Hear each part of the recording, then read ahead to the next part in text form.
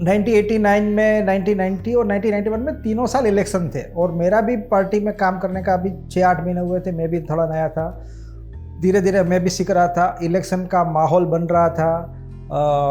कांग्रेस की यहाँ गवर्नमेंट थी, दिल्ली में भी कांग्रेस की गवर्नमेंट थी और नरेंद्र भाई का जो मार्गदर्शन था इलेक्शन के दौरान, उस हिसाब से हम धीरे धीरे सीख रहे थे।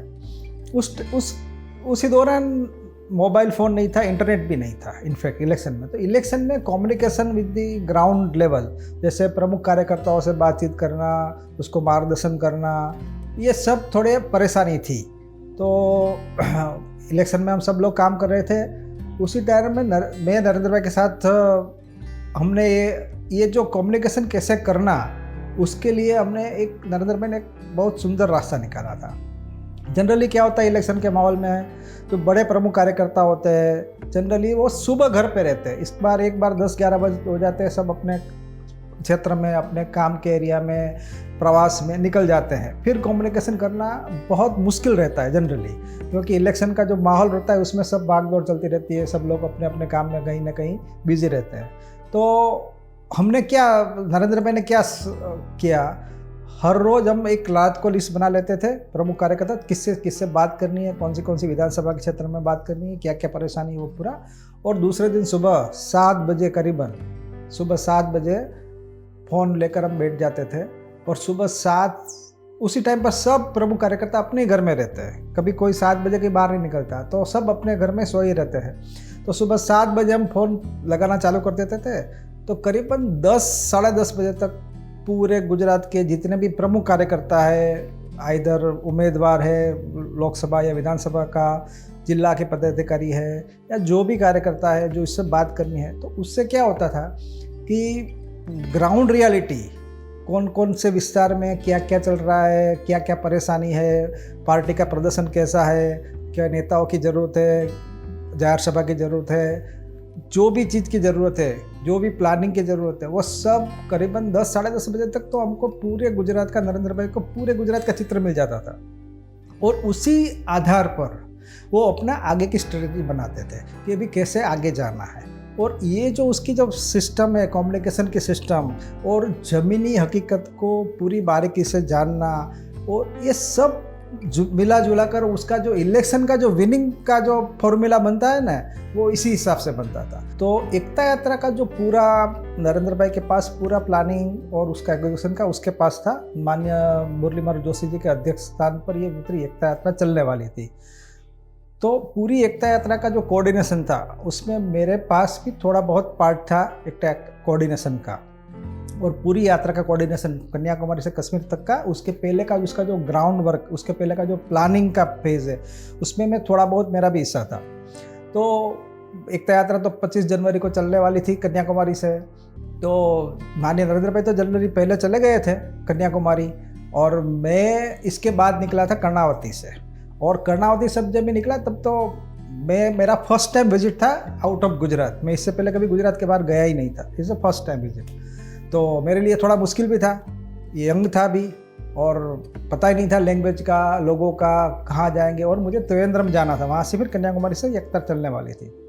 तो मैंने नरेंद्र भाई को बताया कि भाई मैं आऊँगा तो मैं क्या करूँगा त्रिवेंद्रम में आकर, मुझे तो कोई जानता नहीं है, मैं कैसे आऊँगा। बोले तुम चिंता मत करो, मैं खुद तुम्हें लेने आऊँगा स्टेशन पर। मैंने बोला आप खुद आओगे? हाँ मैं खुद आऊँगा, तुम चिंता मत करना, तुम आ जा आराम से। तो जब मैं त्रिवेंद्रम पहुंचा तो सच में नरेंद्र भाई स्वयं वो लेने मुझे स्टेशन पर आए थे।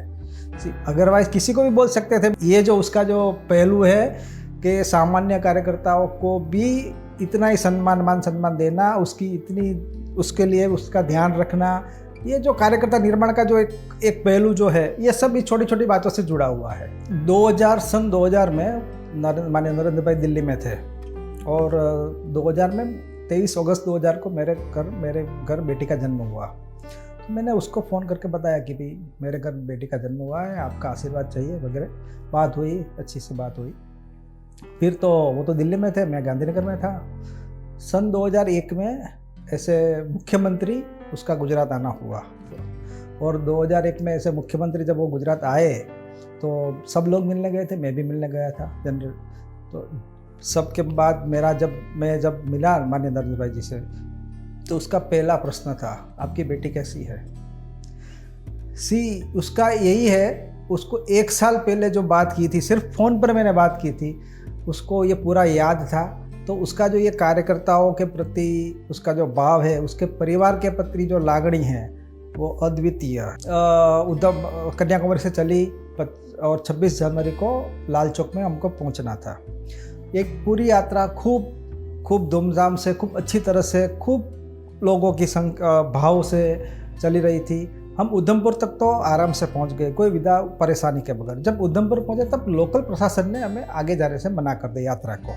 यात्रा बहुत लंबी थी, इतने सारी गाड़ियां था, इतने सारे लोग थे, लेकिन लोकल गवर्नमेंट ने बता दिया अभी आगे जा नहीं सकते, बिकॉज थ्रेट है टेररिज्म का, और मतलब हम लोग उसकी कोई जवाबदारी लेने के लिए तैयार नहीं। अगर आपको जाना है तो आप जा सकते हैं, लेकिन we are not going to permit you. तो उसने परमिशन देने से मना कर दिया।